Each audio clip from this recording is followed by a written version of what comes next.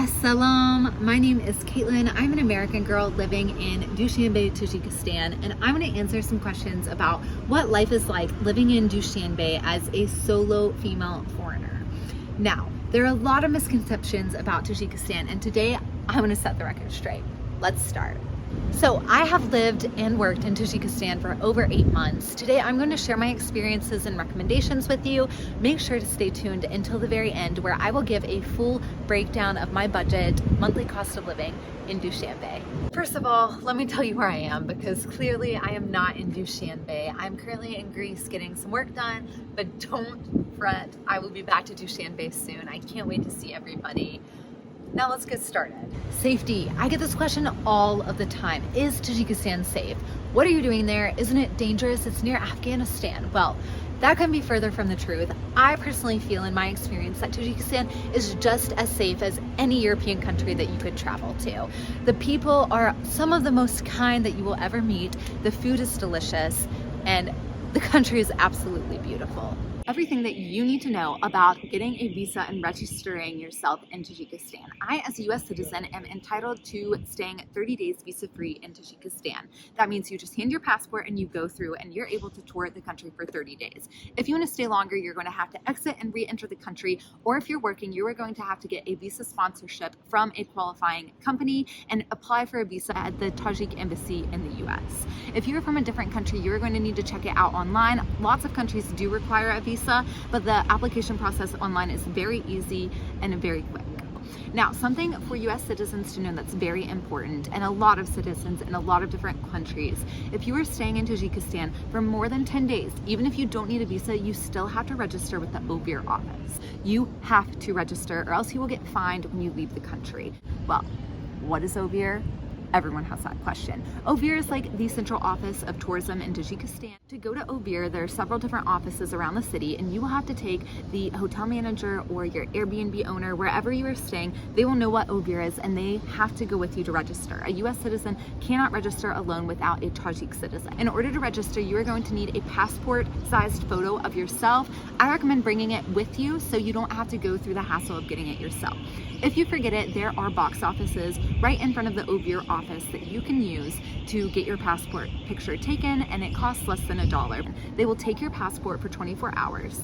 I know, I felt a little bit stressed about this, but don't worry, it's totally normal protocol. They take your passport for 24 hours, and then when you get it back, you will pay a fee. I think I paid $50 or $60 last time I registered, and they will have a little paper in your passport that stays in your passport even after you exit Tajikistan, stating where you've been staying and that you have permission to be in the country for longer than 10 days.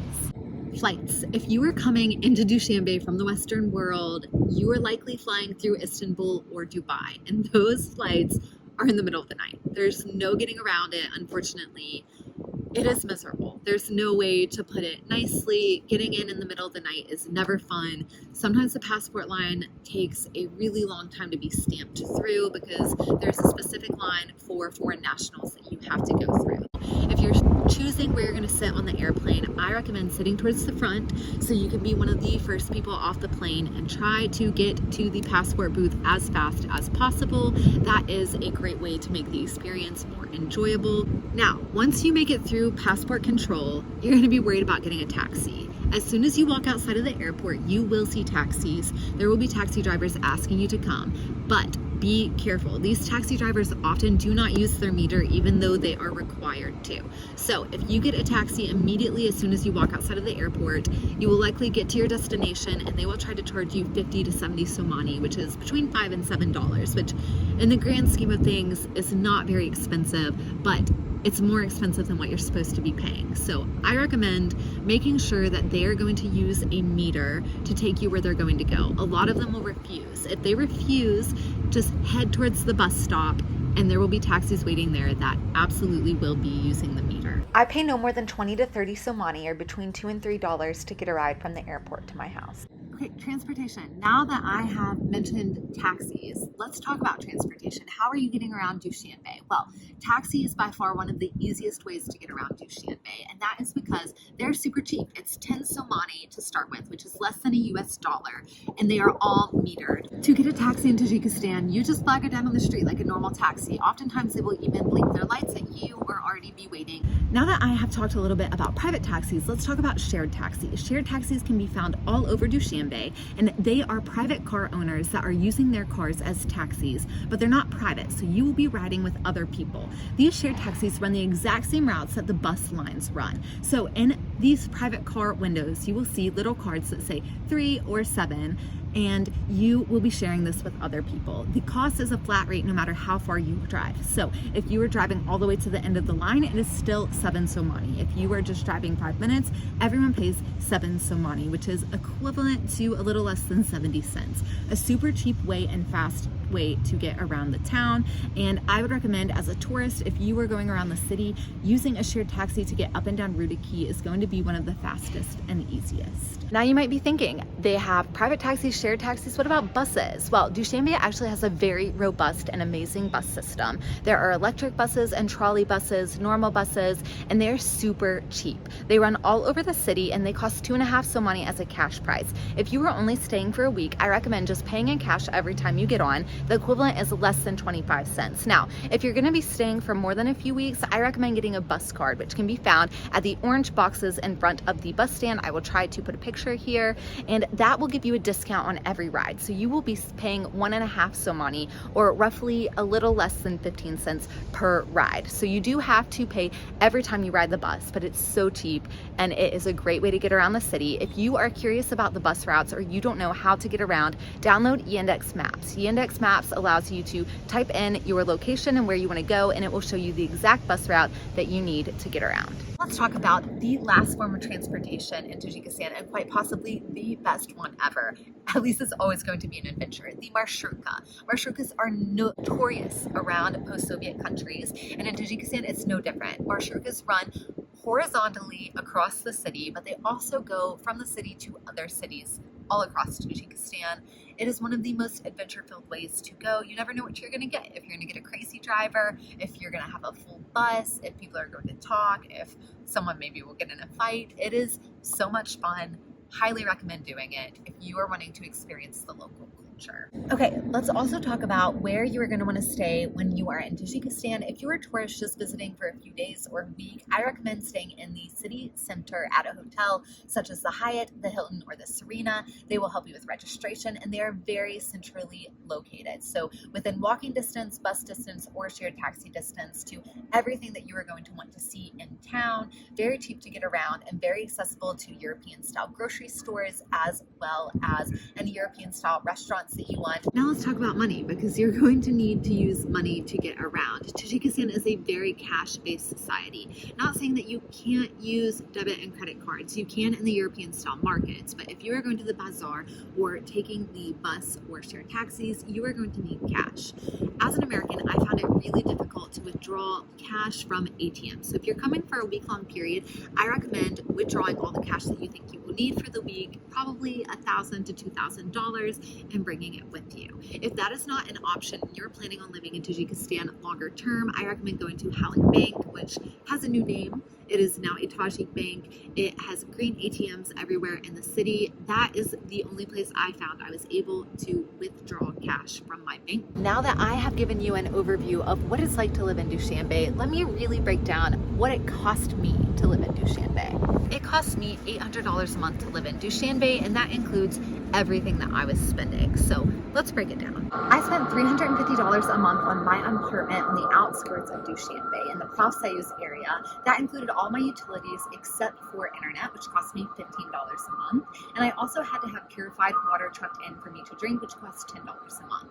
I usually spent $250 on groceries and eating out every month, and that was living pretty large. I was eating and buying whatever I wanted, buying for other people out at restaurants.